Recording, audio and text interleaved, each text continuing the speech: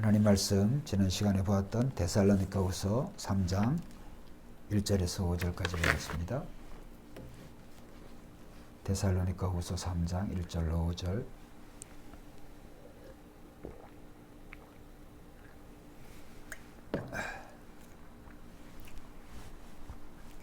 교독하겠습니다.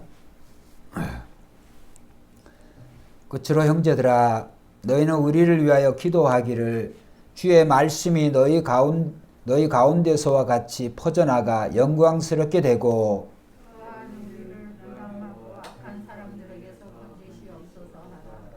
이름은 모든 사람의 것이 아니니라. 주는 미쁘사 너희를 굳건하게 하시고 악한 자에게서 지키시리라. 너희에 대하여는 우리가 명한 것을 너희가 행하고 또 행할 줄을 우리가 주 안에서 확신하노니. 같이 봅니다. 주께서 너희 마음을 인도하여 하나님의 사랑과 그리스도의 인내에 들어가게 하시기를 원하노라. 아멘. 지난 시간에는 우리 중보 기도의 중요성이라고 하는 주제로 말씀을 드렸습니다. 오늘 또 이 본문의 말씀을 통하여서 다시 한번 중보 기도의 능력이라고 하는 주제로 중요한 말씀을 드리려고 합니다. 골로새서 4장 3절에 보면 지난 시간에 우리가 보았는데, 또한 우리를 위하여 기도하되 하나님이 전도할 문을 우리에게 열어주사 그리스도의 비밀을 말하게 하시기를 구하라. 내가 이 일 때문에 매임을 당하였노라. 우리 주님께서 세상에 오시고 또 하나님의 나라에 가시면서 이제 땅끝까지 복음의 증인이 되라, 전도의 사명, 선교의 사명을 맡겨주셨습니다. 근데 중요한 것은 전도와 선교가 그렇게 쉬운 것이 아니다. 그렇기 때문에 이제 이 전도와 선교의 사명을 감당하기 위해서는 이제 전도자의 역할도 참 중요하고, 그 전도자가 이제 모든 면에서 그 모범적으로 또 헌신과 열정으로 해야 됨에도 불구하고, 중요한 것은 전도자 혼자서는 이 전도의 사명, 이 선교의 사명을 감당할 수 없다라고 하는 것을 오늘의 우리가 본문의 말씀을 통하여서도 우리가 사도 바울이 이 데살로니가 교회가 우리들을 위해서 또 선교팀을 위해서 기도해 주라, 이렇게 부탁을 하고 있습니다.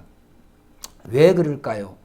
중요한 것은 이 전도하고 선교하면 이 악의 영들이, 또 하나님을 대적하는 이 대적의 영들이 물러가게 될 줄로 믿습니다. 이제 빛이 오면 어둠이 물러가듯이, 그런데 이제 그냥 물러가는 게 아니죠. 반드시 이 어둠이 또 이 악의 영들이 물러가기에는 쉽게 물러가지가 않습니다.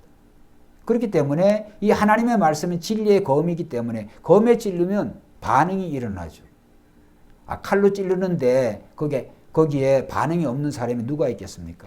그래서 진리의 검으로 찌르면 이제 특별히 사탄과 사탄의 수하들은 거기에 반응이 옵니다. 반작용이 나옵니다. 가만히 당하지를 않죠. 아주 발악을 하지 않겠습니까? 그런 것처럼 이제 전도가 이 전도의 사명을 우리에게 주셨는데, 그와 아울러 이 전도를 하기 위해서는 이 전도의 능력이 있어야 되고, 그 다음에 이 전도를 해나가는 데 있어서 또 전도의 문을 열어주시도록 우리가 전도자도 열심히 그런 길을 구해야 되겠지만은, 중요한 것은 전도자를 파송하고 선교사를 파송한 파송단체, 개인과 또 교회가 이 일에 대해서 깊은 관심을 가지고, 그래서 골로새 4장 3절에 그래서 제가 읽은 것처럼 사도 바울이 전도할 문을 우리에게 열어주사, 그렇게 기도해 주라는 거예요. 전도하는 문을 열어주게 해주라고. 그러니까 전도자가 아무나 가서 전도되어지는 것이 아니고, 전도할 문이 열려지면 이제 전도가 쉬워지죠. 생 고구마를 그걸 먹으려고 하면 힘들죠, 고구마가.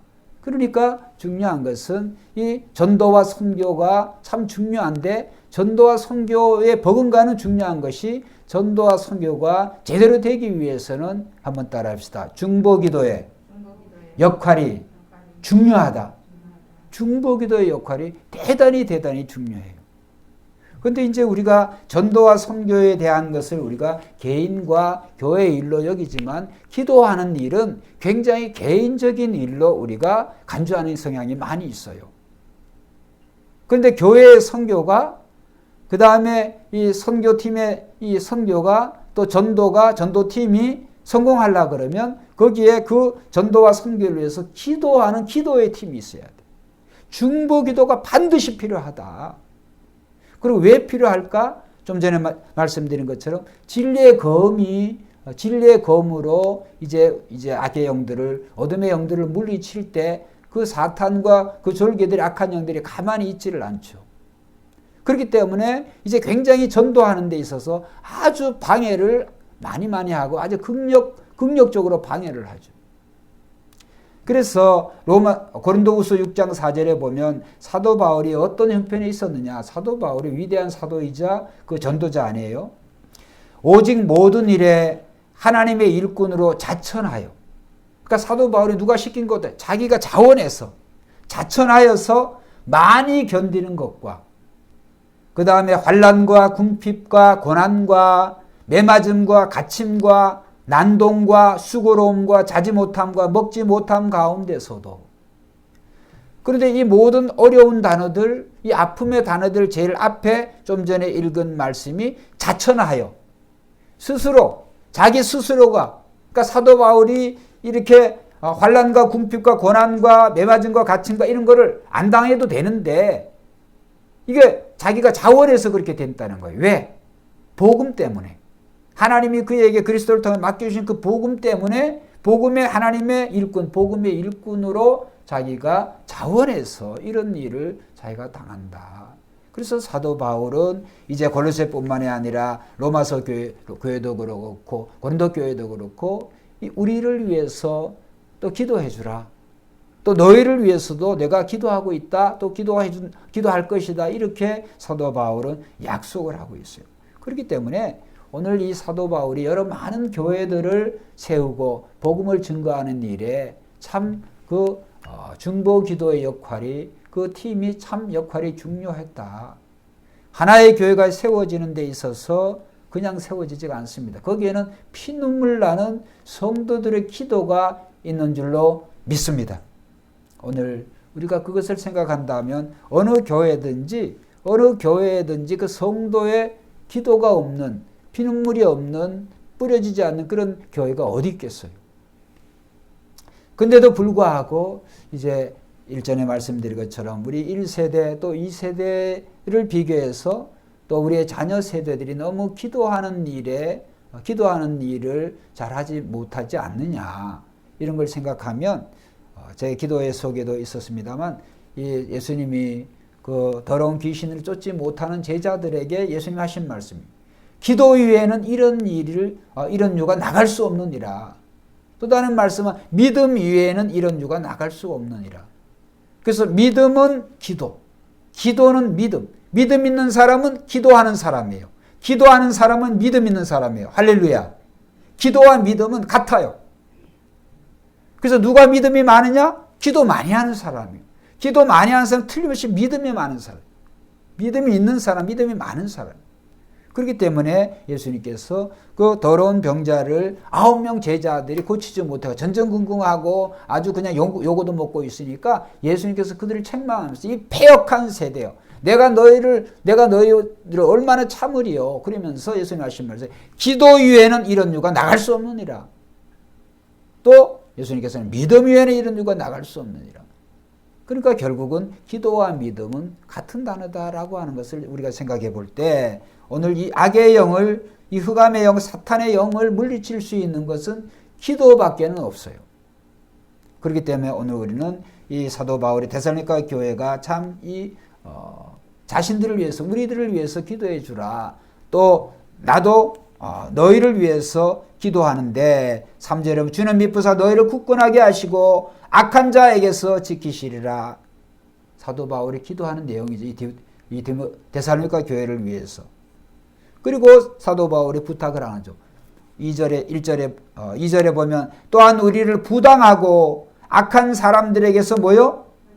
건지시옵소서 하라. 믿음은 모든 사람의 것이 아니라. 지난 시간 설명드렸죠. 이렇게 부당하다고 하는 게 뭐예요? 정당한 게 아니라 부당한 대우를 받는 거예요. 그리고 이 전도하는 것 때문에, 선교하는 것 때문에 이 악한 사람들이 정말 우리를 학대하고 때리고 감옥에 갇히고 이런 일에게서 우리를 위해서 기도해 주라. 이렇게 건져지도록 우리의 구해지기를 기도해 주라. 아까 말씀드린 것처럼 고린도후서 6장 4절에 있는 것은 사도 바울이 자청해서 그러한 일을 당하게 되어졌다고 한다면 이 사도 바울을 파송한 안디옥 교회를 비롯해서 오늘 이 신약의 여러 교회들에게 사도 바울이 그 기도의 중요성을 알기 때문에 이 중보기도, 이 협력기도, 동역기도를 요청한 거죠. 그만큼 전도하는 일이 쉽지가 않다. 한 영혼을 구하는 일이 쉽지가 않다. 그렇기 때문에 우리가 전도하는 것도, 말씀을, 복음을 전하는 것도 기도해야 되는 줄로 믿습니다. 그래서 그것이 아까 고린도서 4장 3절에 나오잖아요. 하나님이 전도할 문을 우리에게 열어주사 그 다음에 또 그리스도의 비밀을 말하게 하시기를 구하라. 그러니까 전도의 문도 열려질 뿐만이 아니라 그 전도할 때 정말 하나님이 지혜를 주셔서 또 하나님이 또 총명을 주셔서 그 담대히 하나님의 복음을 잘 증거할 수 있도록 그렇게 기도해 주라 이러는 거예요. 그런데 이런 것을 생각하면 과연 우리가 이 선교사들을 위해서 얼마나 우리가 전도하고 있는지, 그냥 선교비 조금 보내고 우리가 할 일을 다 했다 이렇게 생각하면 착각은 진짜 큰 자유죠.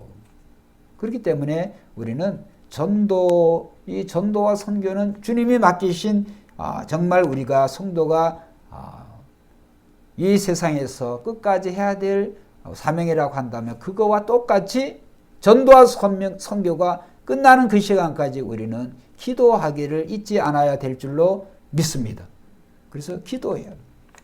그래서 우리가 오늘 설교의 제목을 이 중보기도의 능력, 우리가 기도할 때, 이 성도들이 기도할 때 어떤 역사가 일어나느냐, 거기에 대해서 이제 몇 가지를 말씀을 보려고 생각을 하는 거죠. 사도행전 12장에 보면 이제 사도 베드로가 복음을 전하다가 이제 감옥에 갇히게 되어지죠. 그런데 이 사도 바울과 베드로, 야고보, 요한 이 세 사람이 얼마나 친하고 얼마나 예수님께서 그들 12명의 제자들 중에서 이 세 제자와 예수님 가까이 하셨어요.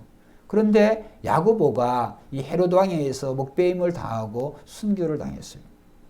그리고 이제 내일이면 사도 베드로도 이제 죽음을 당하는 그러한 정말 죽음의 일보 직전에 사도 바울이 그 감옥에 갇혀가지고 정말 간수들 틈에서, 그러니까 이 사도 베드로가 얼마나 이렇게 정말 하나님께서 함께 하시고 이런 것들을 아니까 이제 군인들이 감옥 안에서도 이 사도 베드로 옆에서 두 사람이 함께 그 가운데서 이 사도 베드로가 그 족쇄를 채워가지고 자물쇠를 손과 발에 채우고 그 다음에 거기에 지키는 사람 두 사람 있고 박해도 있고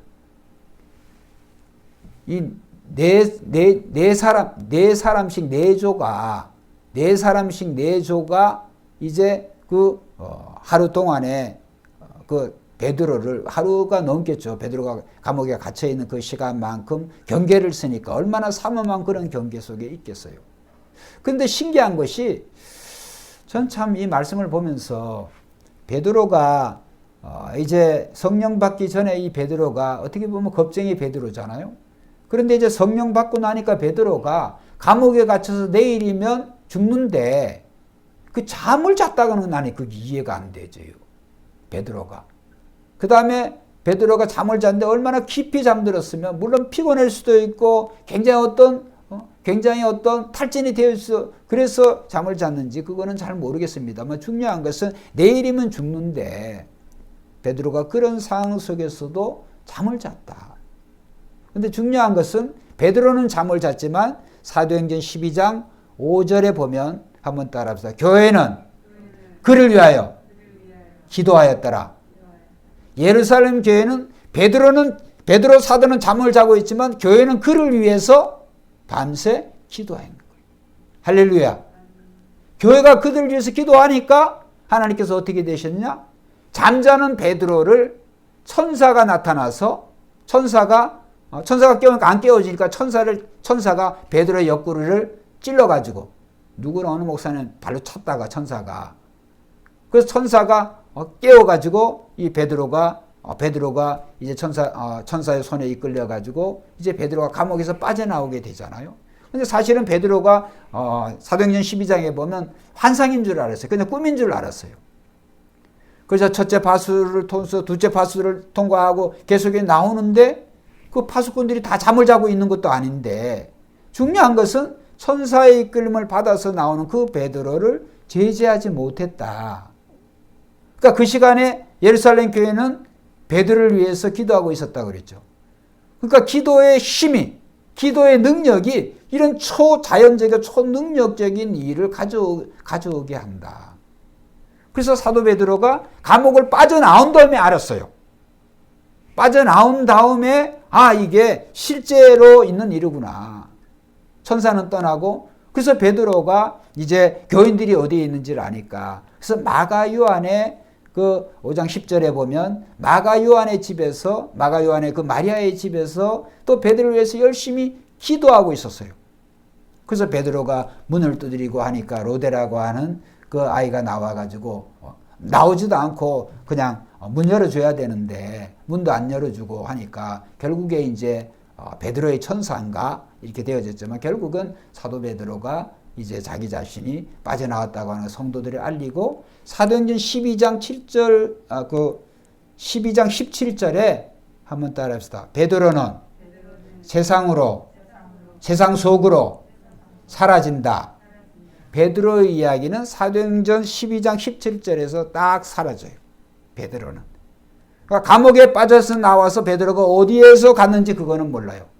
근데 이제 그 다음부터는 교회 역사에 베드로가 로마에 가서 복음을 전하다가 그 코바디스 그 영화에 보면 그렇게 나오잖아요. 그래서 복음을 전하다가 하도 박해를 하니까 로마를 빠져나오니까 그 예수님은 로마로 들어오시고 자기는 도망가고 그래서 이 베드로가 쿠오바디스 도미네 쿠오 어디로 도미네 가시나이까 쿠오 도미네가 주님 주여 어디로 바디스 가다 주여 어디로 가시나이까 그렇게 그래서 쿠오바디스 이렇게 쿠오바디스인데 원래 라틴어로 쿠오바디스. 그런데 중요한 것은 어쨌든 베드로가 다시 예수님의 그 말씀을 듣고 회개하고 다시 로마에 가서 결국은 순교를 하게 되어졌다. 그건 이제 교회 역사에 나오는 그런 얘기입니다만 중요한 것은 어쨌든 이런 기도할 때 베드로는 잠을 잤지만은 하나님께서 그 베드로가 더 남은 생애 동안에 더 할 일이 이 선교와 전도의 역할이 있기 때문에 이 성도들의 기도 덕으로 말미암아 베드로가 구출된 줄로 믿습니다. 교회가 그냥 베드로를 위해서 기도하지 않았다고 한다면 틀림없이 베드로는 야고보가 그 목베임을 당해서 죽은 것처럼 순교당한 것처럼 베드로도 죽었을 거예요. 그런데 교회 성도들의 그 연합된 그 기도가 이 베드로 사도로 하여금 좀 더 그가 선교와 전도의 일을 할 수 있도록 또 나중에 보면 바울서서는 읽어보면 그 다음에 이제 베드로가 전도할 때는 자기 자매, 자기 부인과 전도하러 다녔어요. 베드로가. 그 전에는 예수님의 공생애 동안에 베드로의 부인이 안 나와요. 베드로의 그 장모가 열병을 앓을 때 예수님이 거기에 고쳐준 일만 나오지 베드로가 그 부부간에 전도한 일이 없어요.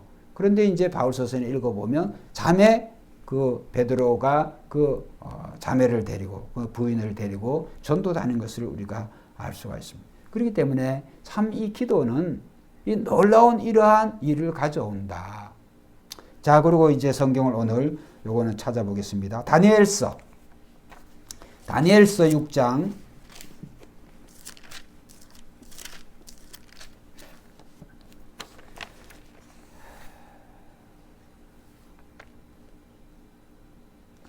자, 다니엘 6장 10절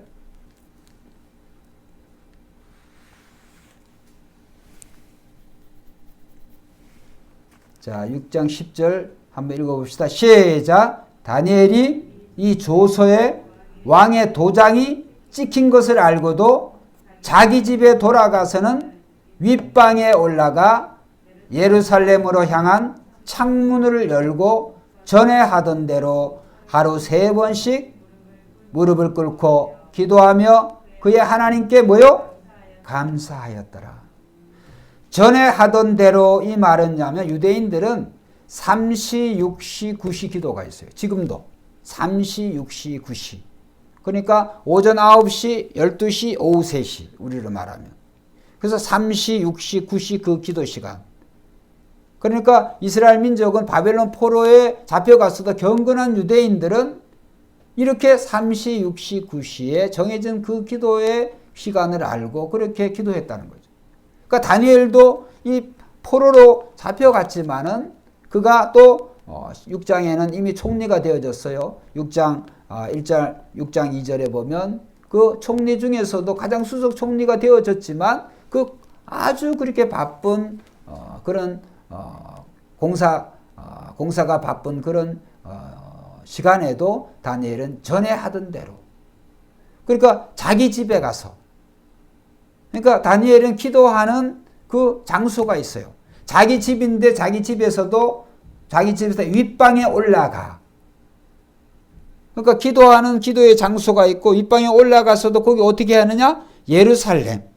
멸망당한 이 바벨론에 의해서 멸망당한 조국 예루살렘을 향하여 창문을 열고 하루에 3번씩 3시, 6시에 기도하던 대로 기도했다는 거죠. 그러니까 이 다니엘이 얼마나 기도의 사람이라고 하는 것을 우리가 생각해 볼 수가 있습니다. 어느 날 갑자기 이 다니엘이 이 하나님이 지혜를 주시고 이렇게 똑똑한 사람이 된 게 아니에요.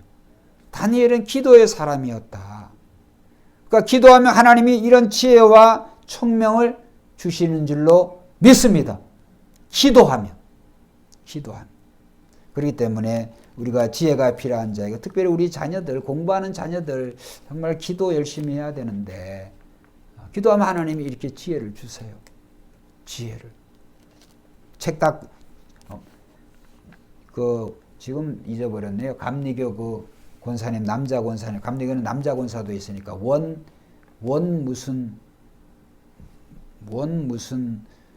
그 권사님인데 원종수라고 하는 그 서울대 의대 나오고 이분이 기도를 수학 시험 보는데 의사 시험인지 뭔지 작은 수학 시험을 보는데 공부를 안 해가지고 나름 공부를 했는데 어쨌든 이제 부족한 거죠.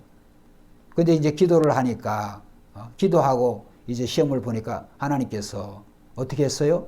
문제를 딱 보니까 못 푸니까 눈을 딱 감으니까 책이 나타나가지고 수학책이 페이지가 칙 넘어가지고 칙 넘어가지고 거기에 딱 나오잖아요.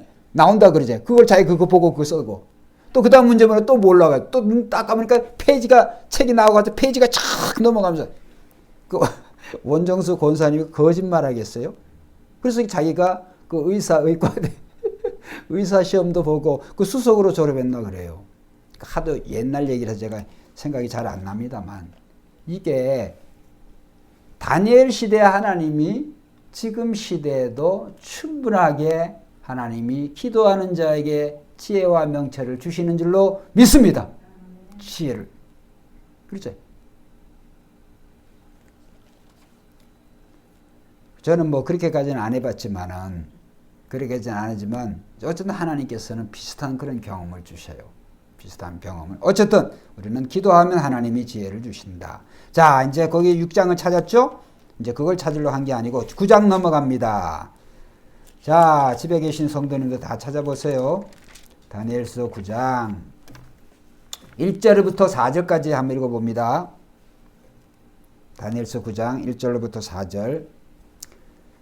자, 교독합니다. 메대족 속 아수에로의 아들 다리오가 갈대아 나라 왕으로 세움을 받던 첫 해, 곧 그 통치 원년에 나 다니엘이 책을 통해 여호와께서 말씀으로 선지자 예레미야에게 알려주신 그 연수를 깨달았나니 곧 예루살렘의 황폐함이 70년 만에 그치리라 하신 것이니라. 자, 3절 시작. 내가 금식하며 베옷을 입고 죄를 덮어쓰고 주 하나님께 기도하며 간구하기를 결심하고 4절 내 하나님 여호와께 기도하며 자복하여 이르기를 크시고 두려워할 주 하나님 주를 사랑하고 주의 계명을 지키는 자를 위하여 언약을 지키시고 그에게 인자를 베푸시는 이시여. 그러면서 쫙 이하가 이 다니엘의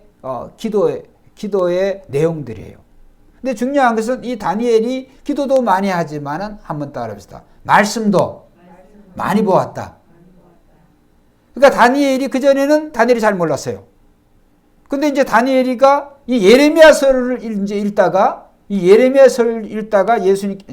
하나님께서 예레미야를 통해서 70년 만에 나라를 회복시켜 주겠다. 하나님 약속하셨다고 하는 것을 예언하셨다고 하는 걸 선지자 이 예레미야를 또 하신 말씀을 깨닫게 되어진 거예요. 그러니까 말씀을 보고 깨달은 이 다니엘이 어떻게 기도의 사람이냐 하면 그대로 가만히 있지 않고 바로 이어져요. 바로 이어져서 그치라 하신 것이라 내가 금식하며. 그러니까 2절과 3절 사이에는 연속성이 있어요. 깨달은 즉시 다니엘이 그때부터 바로 뭘 했어요? 금식기도 하는 거예요. 다니엘이. 금식기도 하고 그 다음에 베옷을 입고 죄를 덮어치고. 이건 뭐냐면 회개를 상징하는 거예요. 왜 회개를 다니엘이 했을까? 이스라엘이 이 멸망당한 그 이유, 지금 이 바벨론에서 70년 동안 고생하는 이 이유에 대해서 이 선지자 예레미야를 통해서 또 다니엘이 그 보고 느끼고 경험한 내용들에 대해서 다니엘이 잘 알지 않겠어요? 그러니까 이 백성의 죄를 하나님 용서해 주라고 다니엘은 그래서 금식 기도를 잘했어요. 10장에도 보면 10장 10장 1절 2절에 보면 다니엘이 금식을 하는데 세일에 3주 동안 다니엘이 금식 기도를 해요. 30 동안 곡기를 끊고 음식을 끊고 완전히 금식으로 3주 동안에. 그러니까 이 다니엘은 굉장히 기도의 사람이었고 기도하는데도 굉장히 아주 정말 적극적으로 생명을 내돌고 다니엘이 기도했다. 할렐루야. 그래서 다니엘은 누구보다도 기도의 사람이었어요. 자, 이제 그 다음에 또 읽어봅니다. 18절부터 건너뛰어서 이제 쭉 여러분들이 이제 언젠가 시간 되시면 시간을 내어서라도 이제 다니엘 기도 한번 읽어보시고요. 자, 18절부터 23절까지 교독합니다. 나의 하나님이여 귀를 기울여 들으시며 눈을 떠서 우리의 황폐한 상황과 주의 이름으로 일컫는 성을 보옵소서. 우리가 주 앞에 간과 없는 것은 우리의 공의를 의지하여 하는 것이 아니요 주의 큰 긍휼을 의지하여 함이니이다. 주여 들으소서. 주여 용서하소서. 주여 귀를 기울이시고 행하소서. 지체하지 마옵소서. 나의 하나님이여 주 자신을 위하여 하시옵소서. 이는 주의 성과 주의 백성이 주의 이름으로 일컫는 바 됨이니이다.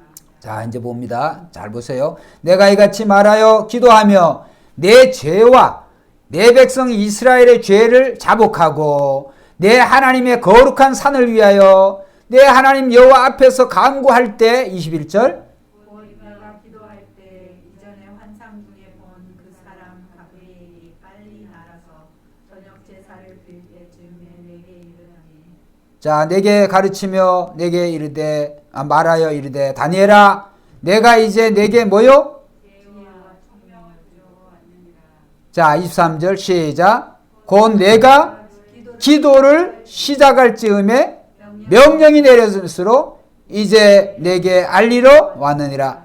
너는 크게 은총을 입은 자라. 그런즉 너는 이 일을 생각하고 그 환상을 깨달을지. 할렐루야. 자, 그러니까 이 다니엘이 기도의 사람이었고 다니엘이 이렇게 바벨론 전국에 바벨론뿐만 아니라 메대와 이 바사의 그 정말 이 지도자가 될 수 있었던 것은 다니엘이 지혜와 총명의 사람이었다. 근데 그 지혜와 총명은 뭘로부터 받았다? 기도를 통하여서. 할렐루야. 그 여기 성경이 딱 나오잖아요. 다니엘이 열심히 기도하니까 조국의 회복을 위해서 기도하니까 이제 이 천사 가브리엘을 통해서 그 천사 가브리엘은 언제 이전에 기도할 때 만났던 천사예요. 그러니까 다니엘은 기도할 때 늘 그 하나님의 천사와 교제를 한 사람이에요.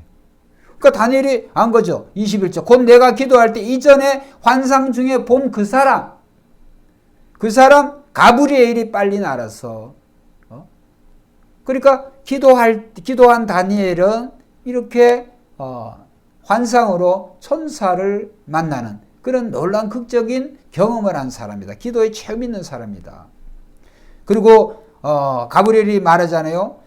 다니엘아, 내가 이제 내게 지혜와 총명을 주려고 왔느니라.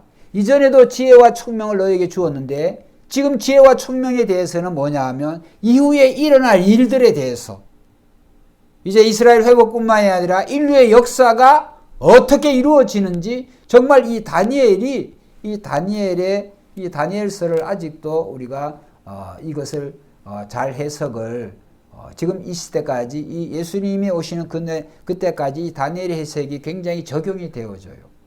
이걸 아주 명쾌하게 해석하기가 참 어렵고 그렇게 한 분도 없어요. 그러니까 이 다니엘에게 이런 놀라운 짐승의 이제 환상을 보여주고 앞으로 나라들이 어떻게 되어지고 그 가운데서 이 로마가 어떻게 되어지고 이런 것에 대해서 인류의 역사, 다니엘하고는 상관도 없는 이후의 역사를 이 다니엘이 열심히 기도하니까 그러니까 다니엘은 굉장히 그 조국을 사랑하는 마음뿐만이 아니라 하나님의 나라에 대해서 다니엘에 관심이 많은 거죠. 그러니까 이스라엘을 통한 하나님의 나라가 어떻게 되어지겠는가. 그 다음에 이 다니엘서에 보면 다니엘 7장에 보면 인자 구름을 타고 오시는 그 인자를 봤잖아요. 다니엘이가 예수님을 본 거죠. 그러니까 다니엘은 정말 그가 기도하는 가운데 예수님도 만나고 천사 가브리엘도 만나고 놀라운 그런 환상과 그런 계시를 기도를 통해서 다니엘이 받은 사람이다. 자, 이름에도 불구하고 우리가 기도하지 않는다고 한다면 정말 우리는 어떻게 될까요? 그렇기 때문에 우리는 이 다니엘을 생각할 때 다니엘은 기도하여서 정말 이런 놀라운 능력을 체험한 사람이다. 그리고 다니엘의 기도는 한번 따라해서 다니엘의 기도는 짧은 기도가 아니다. 여러분 앞에서 볼 때 6장에서 볼 다니엘이 하루에 3번씩 기도하는데 3시, 6시, 9시 기도를 했다고 그랬죠. 그러면 다니엘이 기도한 시간이 성경학자들이 틀림없이 3시, 아침 9시에 기도를 해서 아침 9시에 기도를 시작을 했는데 그 다음에 저녁 제사를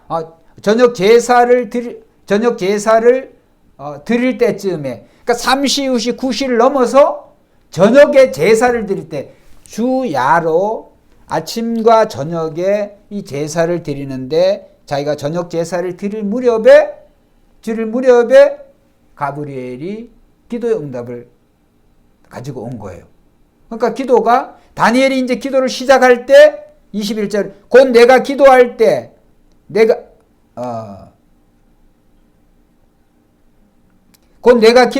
이전에 환상 중에 본 그 사람 가브리엘이 빨리 날아서 그러니까 가브리엘이 다니엘이 기도하니까 가브리엘이 이제 날개로 이게 이제 상징적인 거죠.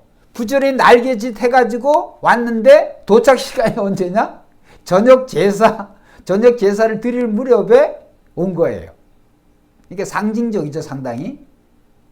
그러니까 이 말씀은 뭐냐 하면 당장의 기도의 응답이 되어지는 것도 있지만은 이런 이 기도 응답의 시간이 있다라고 하는 것을 알 수가 있어요. 그러니까 이제 다니엘이 아침부터 열심히 기도를 했는데 기도의 응답은 바로 그때 기도의 응답을 하나님 주셨는데 그것을 가져오는 이 가브리엘이 도착한 시간이 저녁 제사를 드릴 무렵에 가져왔다.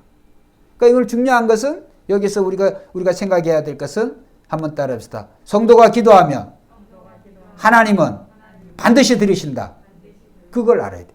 성도가 들으시면 그걸 들으신 하나님께서 응답을 주시기 위해서 하나님의 천사를 동원해서 그 응답을 주신다고 하는 것을 이 다니엘 서기를 통해서 알 수가 있고 우리가 이 사도행전 12장을 통해서도 알 수가 있고 그렇죠? 또 요한계시록에 보면 오늘 우리가 기도할 때 우리의 기도를 우리의 담당 천사가 기도의 향을 담아서 하나님께 가져가는 것을 알 수가 있어요.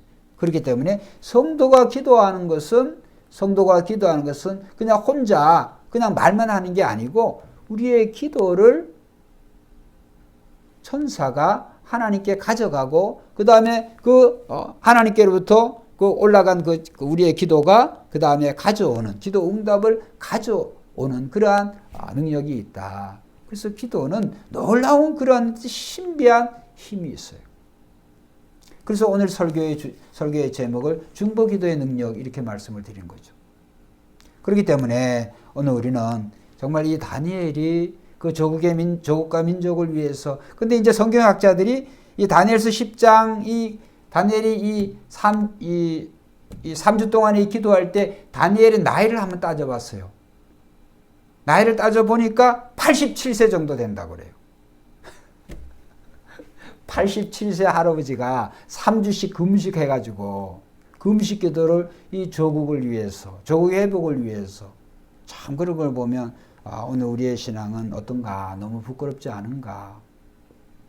그래서 다니엘은 정말 긴 세월 동안에, 여러 왕들이 바뀌어지는 동안에 긴 세월 동안, 물론 장수가 뭐 좋다 나쁘다 그런 의미가 아니고, 이 다니엘은 긴 세월 동안에 다니엘은 정말 기도의 사람으로서 하나님의 선한 역사를 잘 감당한 사람이다. 할렐루야. 그래서 우리는 이 다니엘을 생각하고, 그래서 이 우리가 전도와 이 선교하는 일에 정말 우리가 기도로 협력해야 된다. 그래서 오늘날 우리가 정말 지금은 기도해야 될 때인 줄로 믿습니다. 지금은 어느 시대보다도 정말 우리는 기도해야 될 때예요. 현재 우리 나라의 상황도 그렇고 한국교회 상황도 그렇고 또 우리의 직장과 우리의 가정 또 우리 부모 형제들을 위해서 우리는 열심히 지금은 엘리야 때처럼 기도해야 될 때다. 그래서 우리가 찬송에도 지금은 엘리야 때처럼 그런 것처럼 또 우리가 코로나를 비롯해서 태풍 각종 재난 이런 소식들이 정말 소문이 꼬리를 물어서 지금 일어나고 있는데 우리가 기도하면 하나님께서는 태풍의 방향도 이미 돌려주셨고 앞으로도 돌려주실 줄로 믿습니다. 저는 이 태풍 이야기하면 우리 아버님이 가장 적극적으로 기도를 하세요. 아주 관심이 많으세요. 그래서 이제 집에 가면 우리 기도했더니 하나님께서 태풍의 방향을 진로를 틀어가지고 태풍을 위해서 기도하는 거 아마 대한민국에서 우리 아버님이 제일 하시지 않겠나 이런 생각이 드는데 어쨌든 우리가 정치적으로 사회적으로 종교적으로 정말 또 여러 가지로 어려운 이 시대에 있어요. 그런데 서로 책임 전가를 하고 그렇죠? 서로 정죄하기에 급급한 이런 시대에 우리 성도들은 정말 그러지 말고 기도해야 될 줄로 믿습니다. 우리 장로교회 이 장로교 창시자라 할 수 있는 요한 칼빈이 이런 말을 했어요. 만일 어려운 환경에서 기도하고 싶은 마음마저 없다면 우리는 짐승보다 못한 사람들이 아닐 수 없다. 다시 말씀드릴까요? 만일 어려운 환경에서 기도하고 싶은 마음마저 없다면 우리는 짐승만도 못한 사람들이 아닐 수 없다. 그죠? 우리가 정말 이 어려운 환경 속에서 기도조차도 하지 않고 있다고 한다면 기도할 마음이 없다는 거 아니에요. 그러면 짐승보다도 더 못하다고 하는 거죠. 오늘 우리가 우리나라를 볼 때도 저 개인적으로 이전에 뭐 청계산도 그렇지만 북한산, 특별히 북한산, 인왕산 여기 막 기도의 성산이라고 그랬잖아요. 참 수십 년 동안에. 근데 언젠가 입상금지가 되어지니 한국교회 기도가 완전히 다 사라졌어요. 이 산기도가 사라졌어요. 그러니까 산기도가 사라졌다고 하는 것은 한국교회 기도의 맥이 끊겨진 거나 마찬가지예요. 그러니까 지금 그때 산기도의 그런 산기도의 산기도가 그 한국교회를 뒷받침하고 있었다고 그러는데 요즘 뭐 기도에 우리 김경현 전사님이 가끔 얘기하시는데만 기도원마다 가시지만 기도원에 사람이 어디 있어요? 요새? 기도가 이제 끊어진 거죠. 그러면 현재 우리가 어떤 시대에 살고 있느냐? 기도하지 않으면 더 이전보다 더 과거보다 더 기도해야 될 때인데 기도하지 않으면 더 안 되는 그런 위험한 상황 속에 있다. 기도 안 한다고 하는 것은 그만큼 우리가 위험 가운데 있다고 하는 거예요. 기도하면 그런 위험의 상황이 없어질 거고 하나님 예배 주니 기도조차도 하지 않으니까 더 위험한 상황이 있는 거죠. 오늘 이 말씀을 우리가 생각하면서 한번 따라합시다. 기도는 주님의 손을 붙잡는 일이다.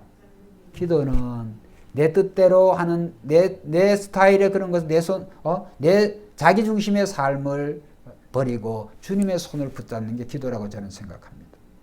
그 다음에 기도는 하나님의 도우심을 가져오는 축복의 통로라고 믿습니다. 기도는 하나님의 도우심. 여러분 인간이 돕는 것도 참 중요하고 또 좋은데 하나님이 도우시면 더 좋지 않겠어요? 하나님이 주시는 응답은 완전할 줄로 믿습니다.